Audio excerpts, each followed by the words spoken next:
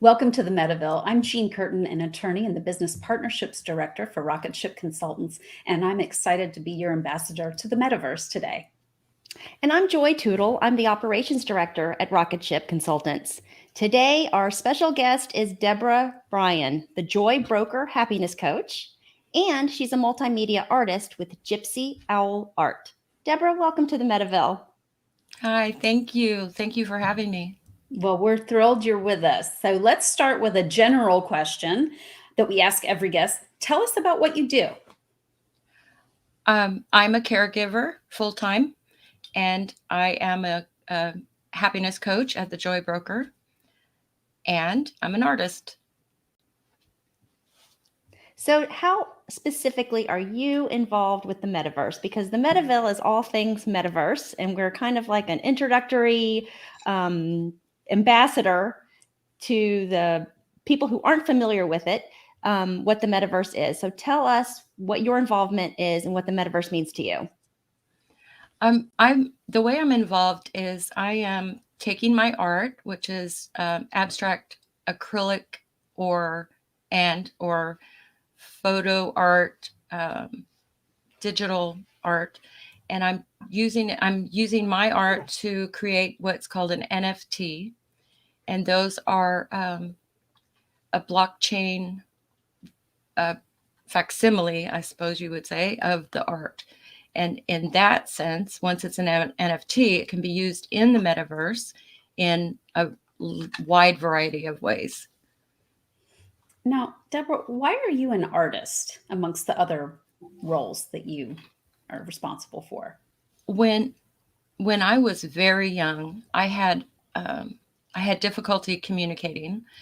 I was not comfortable in my environment, and I used art to try and understand myself, how to express myself.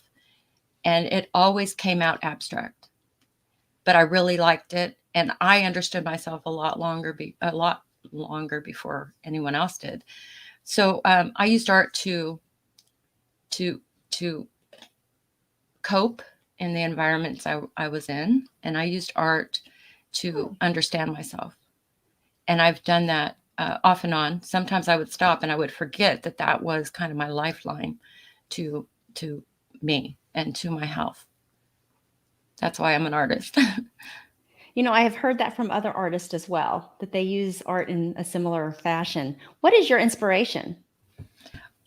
One of the first inspirations I had was Walt Disney. When I was very young, every Sunday night, Walt Disney would introduce his show. I don't remember the shows, but I remember I really wanted to hear him.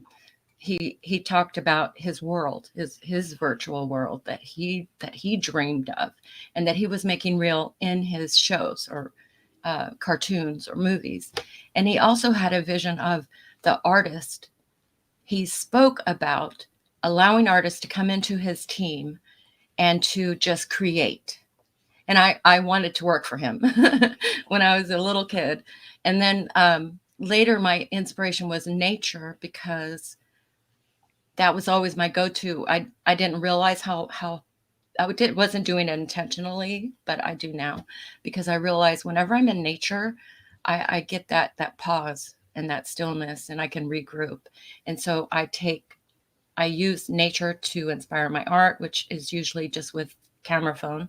And then I take that and I put it into GIMP, which is it's not Photoshop, but people will understand Photoshop. GIMP is what I've used since 2005 to create digital art.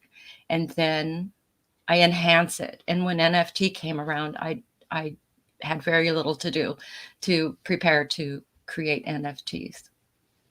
You know, I have to real quickly, what you said about nature is just so true. You know, just the walk, sometimes even if you're stuck inside, just looking out a window makes all the world of difference. It is that pause, and just, I think, lets people be grateful for, in a sometimes very stressful, very hectic world, be grateful and just stop for a minute. And that's so important for every one of us. True. And balancing. Let's take a quick commercial break. Okay. And when we come back, we want to hear more about what you're doing in the Metaverse. Okay.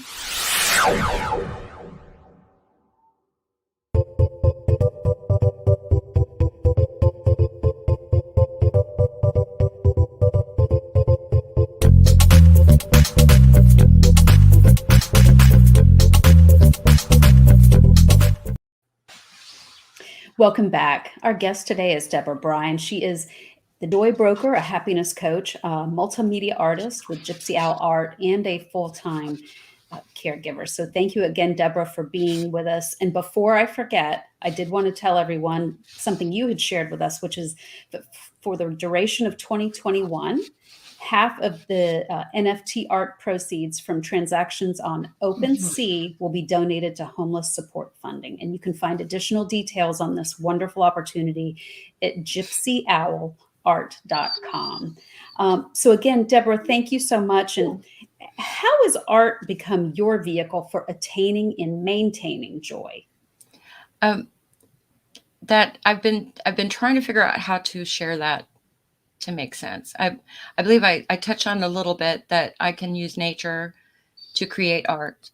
And I find that when I spend more time in nature, I'm more balanced, and I can tap into that inner joy regardless of what's going on around me. And I think that NFT has inspired me to spend more time in nature so I can create more art. So I think that's the balance is when I was not doing art because I was letting my life and the busyness of it get in the way of art. I became restless and I had a lot of health problems. And when I just allowed myself to create and then work intentionally spend time every day, sometimes several times a day, it helps. You see the dog. It helps being able to take her out to walk. She tells me when it's time to go outside. Mm-hmm. So while I'm out there, I just think, look, I watch, I observe, and then I see something. My most recent piece is called Garbage Pail Fractal Art. I was actually staring at a garbage can because I was waiting for the dog and I was tired. And all of a sudden I started seeing things in that design. So I created art from it, which changed my whole mood. I wasn't tired anymore. Now I was excited. I was enthusiastic. I wanted to make more art. You know, something that you said at the beginning to your answer was very interesting. And that was that you're thinking about this virtual world, and yet to be more active in the virtual world, it's urging you to go out and spend time in nature, the physical world, which you wouldn't necessarily think that would be the case. Absolutely. I think that is a misconception. When I have friends who say, I'm not interested in NFT, I have to touch something. And I so understand that. I think that there's a misconception. Superworld is a good example. The show you had previously, I'll let people go back and listen to that. The way I see that is, if I know that there's going to be, say, an exhibit, and even if it's a virtual exhibit, it's going to feel real to me, I'm going to go.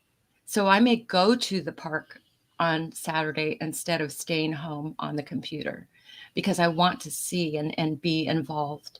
And it is community. It's community in where I'm from with the artists. And then it's community in the community. It's not just, NFT is not just a digital piece of art that's sitting on a blockchain. The blockchain representation of it gives it substance, I think, because I've done a lot of art and I don't know where it is, who owns it, if it's ever been resold.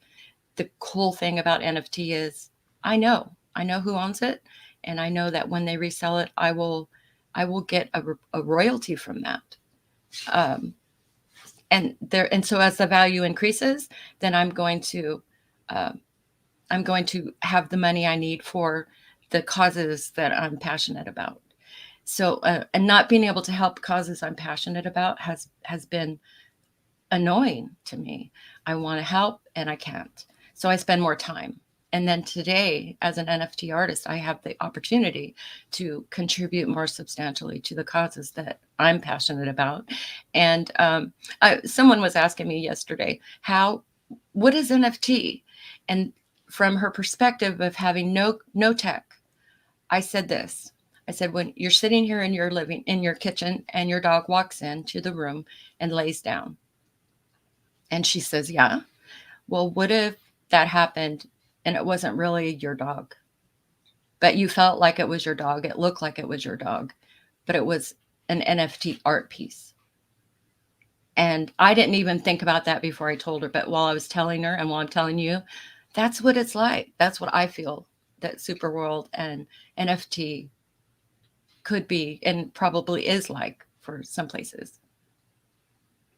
That's a really neat way to explain it. And I like how you touched on the fact that basically this gives you as an artist a way to get credit for the things that you've created, whereas before, like you said, you would kind of lose track. You wouldn't know who owned your art, where it's gone in the world. But this is a way to keep track and for you to get credit for your art, which opens up a whole bunch of opportunities for you. I saw on your website that you have an actual virtual gallery, and it's just really, can you talk more about how people can see your art?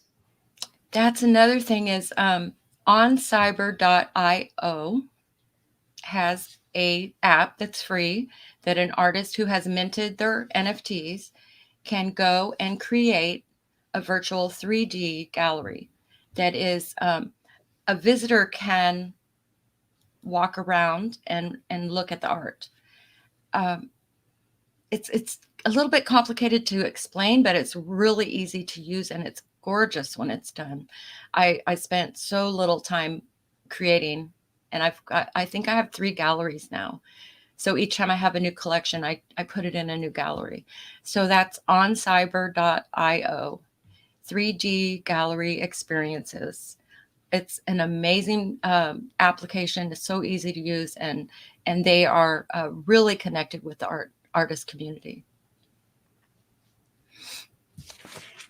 Well, Deborah, how can our audience members connect with you? What's the best way for them to connect with you? And there may be multiple ways. There are, I think I spend most of my time on Twitter, and that's Twitter at GypsyOwl.